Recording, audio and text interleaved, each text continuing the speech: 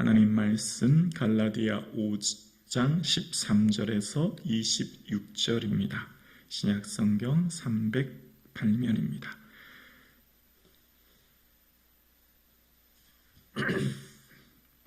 갈라디아서 5장 13절에서 26절 말씀을 다 함께 고백드리겠습니다. 형제들아, 너희가 자유를 위하여 부르심을 입었으나 그러나 그 자유로 육체의 기회를 삼지 말고 오직 사랑으로 서로 종노릇하라. 온 율법은 내 이웃 사랑하기를 내 자신같이 하라 하신 한 말씀에 이루어졌나니 만일 서로 물고 먹으면 피차 멸망할까 조심하라. 내가 이르노니 너희는 성령을 따라 행하라. 그리하면 육체의 욕심을 이루지 아니하리라. 육체의 소욕은 성령을 거스리고 성령은 육체를 거스리나니 이 둘이 서로 대적함으로 너희가 원하는 것을 하지 못하게 하려 함이니라. 너희가 만일 성령의 인도하시는 바가 되면 율법 아래 있지 아니하리라. 육체의 일은 분명하니 곧 음행과 더러운 것과 호색과 우상 숭배와 주술과 원수 맺는 것과 분쟁과 시기와 분냄과 당 짓는 것과 분열과 이단과 투기와 술 취함과 방탕함과 또 그와 같은 것들이라. 전에 너희에게 경계한 것 같이 경계하노니 이런 일을 하는 자들은 하나님 나라를 유업으로 받지 못할 것이요 오직 성령의 열매는 사랑과 희락과 화평과 오래 참음과 자비와 양성과 충성과 온유와 절제니 이 같은 것을 금지할 법이 없느니라. 그리스도 예수의 사람들은 육체와 함께 그 정과 탐심을 십자가에 못 박았느니라. 만일 우리가 성령으로 살면 또한 성령으로 행할지니 헛된 영광을 구하여 서로 노엽게 하거나 서로 투기하지 말지니라. 아멘. 예수님이 주시는 자유가 넘치는 신앙생활 되기를 주님의 이름으로 축복합니다. 아멘. 오늘 본문 13절은 이렇게 시작합니다. 형제들아, 너희가 자유를 위하여 부르심을 입었으나 라고 시작합니다. 여기 나오는 자유, 아펠리오데로스는 자유민이라는 뜻으로 해방된 노예를 뜻합니다. 로마 시대 당시 전쟁 포로나 중범죄자들 또 큰 빚을 진 사람들은 노예로 팔리게 되었는데 로마 시대의 노예들은 노예 시장에서 매매 대상이었죠. 물건처럼 말입니다.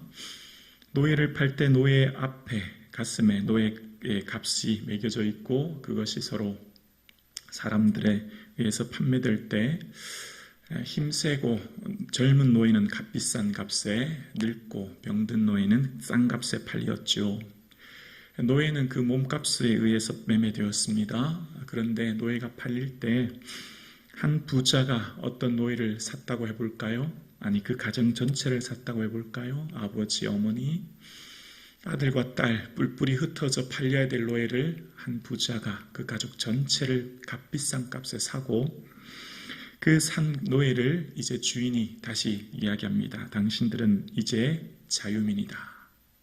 내가 당신들의 몸값을 치렀으니 이제 로마에서 자유민으로 살 수 있다. 마음껏 행복한 가정을 이루며 살라 라고 하면 그 노예 시장에서 팔려서 평생 노예로 그 후손들이 살아야 될 그들이 이제 자유민이 된 겁니다. 이제 그럴 때 표현 쓰는 것이 이 아펠리오데로스라는 거죠. 자유민이 되었다는 거예요. 원래는 누군데요?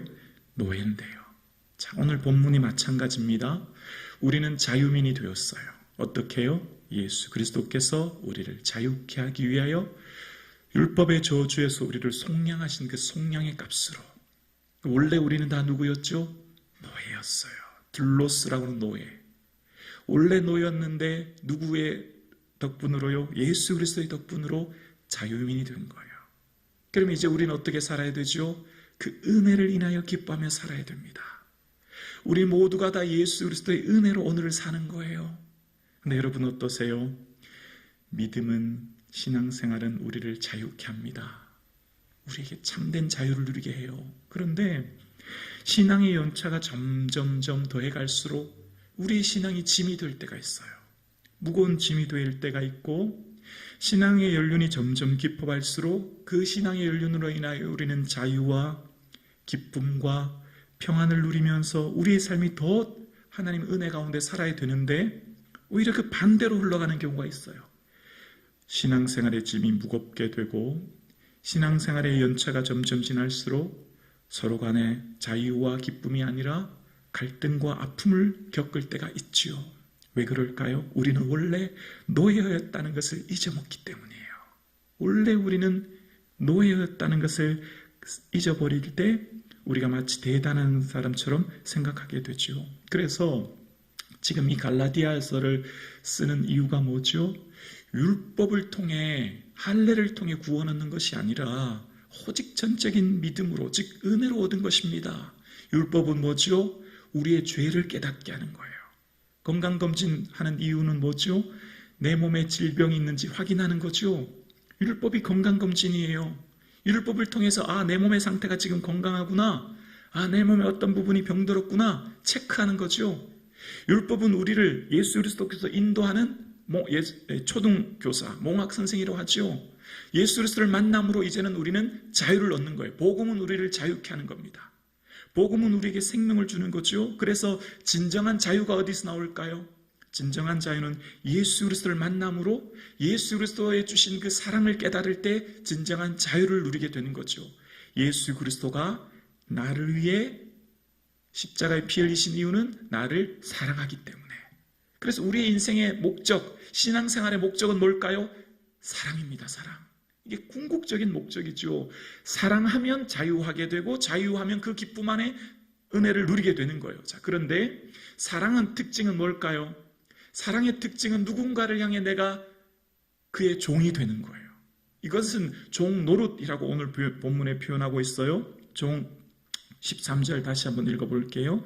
형제들아 너희가 자유를 위하여 부르심을 입었으나 그러나 그 자유로 육체의 길을 삼지 말고 오직 사랑으로 서로 종노릇하라. 이게 종노릇이라고 하는 원어의 뜻은 노예 신세가 되다, 노예 신세, 종살이 이런 의미예요. 사랑하면 그 사랑하는 사람을 어떻게 하면 기쁘게 할까 생각하면서 그 사람을 위해 내 모든 것 내어주고 그 사람을 위해 내가 희생하고 그 사람을 위해 내가 살아가요. 어머니가 자녀를 사랑하면 그 자녀를 위해 내 모든 것 내어줘도 아깝지 않고 자녀를 위해 살아갑니다. 마치 종처럼, 종노릇하는 것처럼. 여기에 궁극적인 목적은, 의미는 뭐죠? 사랑이 핵심이죠. 사랑하기 때문에 어떤 것도 희생도 희생이라고 생각하지 않죠.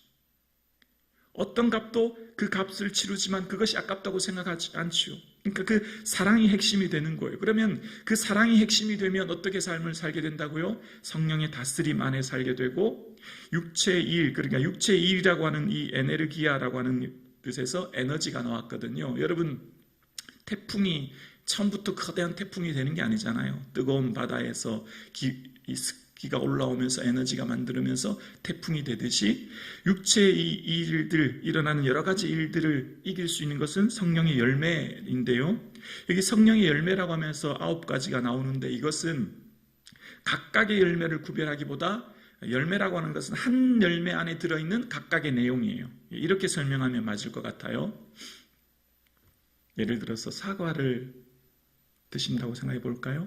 사과를 딱 맛을 보면 신맛도 나지만 단맛도 나고 여러 가지 맛이 느껴지지 않습니까? 이제 그런 의미를 쓸 때 여기 쓰는 열매라는 단어를 쓰는 거예요. 그러니까 성령에 충만한 사람은 어떤 특정한 열매 하나만 맺히는 것이 아니라 모든 열매를 다 맺히게 되는 거죠.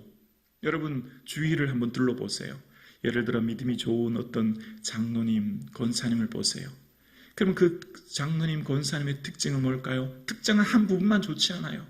믿음이 좋다고 하는 것, 신앙생활이 좋다고 하는 것, 예배도 잘 드리지만 봉사도 잘 하시고 예물도 잘 드리시고 이웃도 잘 섬기고 그렇지 않나요? 맞을걸요?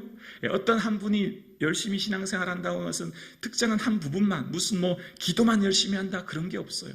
기도 열심히 하는 사람은 삶의 열매도 맺혀지게 되고 예배도 잘 드리게 되고 아멘이십니까? 그런 신앙생활의 열매가 맺혀지는 게 성령의 열매인 거죠. 어떻게 그 핵심이 뭐라고요? 사랑이란 거예요. 사랑. 그 사랑의 뿌리는 뭐죠? 예수 그리스도의 사랑.